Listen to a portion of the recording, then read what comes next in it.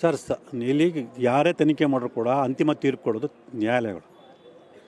ಹಾಗಾಗಿ ನ್ಯಾಯಾಲಯಗಳ ತೀರ್ಪು ಕೊಡುತ್ತೆ. ಈಗ ಕಾಂಗ್ರೆಸ್ ಸರ್ಕಾರ ಇದ್ದಾಗ ಇಡಿ ಇರಲಿಲ್ವಾ? ಆವಾಗಲೇ ಅವ್ರ ಆರೋಪ ಇರಲಿಲ್ವಾ?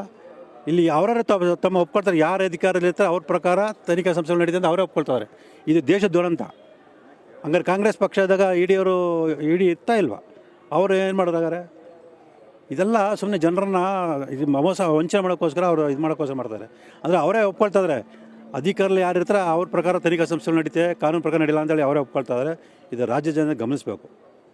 ಸಾಕಷ್ಟು ಸೋಷಿಯಲ್ ಮೀಡಿಯಾಗಳಲ್ಲಿ ನಿಮ್ಮ ಫೋಟೋನ್ನು ಕಂಬಿಯಿಂದ ಮಡಗಿ ಸ್ನೇಹಮೈ ಕೃಷ್ಣ 420 ಕಂಬಿಯಿಂದ ಇದ್ದಾರೆ ಅಂತ ಒಂದು ಟ್ರೋಲ್ ಮಾಡ್ತಿದ್ದಾರೆ. ಏನು ಹೇಳ್ತಾರೆ ಅವ್ರು ಟ್ರೋಲ್ ಮಾಡ್ತಾರೆ ಸರ್. ಮುಂದಿನ ದಿನ ಗೊತ್ತಾಗ್ತಲ್ಲ, ಸಿದ್ದರಾಮಯ್ಯ ಜೈಲ್ಗೆ ನಿಜವಾಗ್ಲೂ ಹೋಗ್ತಾರಲ್ಲ.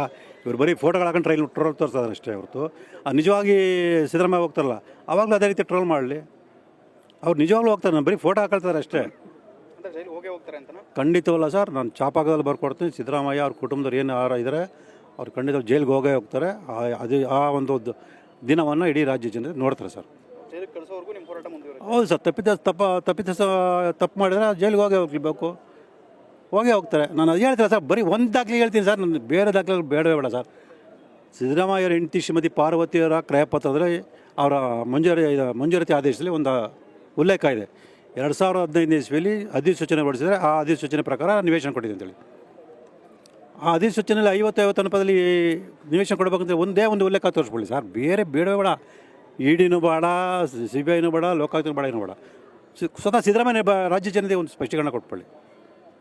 ಹಾಗಾಗಿ ಅವ್ರು ಸ್ಪಷ್ಟವಾಗಿ ತಪ್ಪು ಮಾಡಿದರೆ, ತಪ್ಪಲ್ಲ ಅಪರಾಧ ಕೃತ್ಯ ಮಾಡಿದರೆ ಅವ್ರ ಶಿಕ್ಷೆ ಆಗುತ್ತೆ. ಅದರಲ್ಲಿ ಎರಡನೇ ಮಾತು ಇಲ್ಲವೇ ಇಲ್ಲ.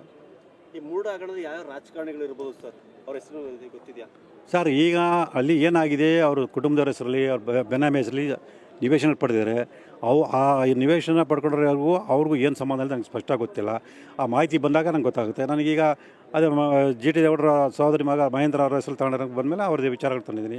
ಮತ್ತು ಸಿದ್ದರಾಮಯ್ಯ ಪತ್ನಿಯ ಹೆಸರು ತಗೊಂಡಿರೋ ಬಂದಿದೆ. ಅದೇ ರೀತಿ ಯಾವ ರಾಜಕಾರಣ ಮುಂದೆ ಬರುತ್ತೆ ಎಲ್ಲರದ್ದು ಇಚ್ಛೆ ಬರುತ್ತೆ. ಅದರಲ್ಲಿ ಎರಡನೇ ಮಾತ್ರ ಈಗ ಪಟ್ಟಿ ಬಿಡುಗಡೆ ಮಾಡಿದ್ದಾರೆ. ಅದರಲ್ಲಿ ಹೆಸರುಗಳು ನೋಡ್ಬಿಟ್ಟು ಅವ್ರ ಸಂಬಂಧಿಕರು ಅಂತ ಹೇಳಿದ್ರೆ ನಾನೇ ಲಿಖಿತವಾಗಿ ಕೊಡ್ತೀನಿ.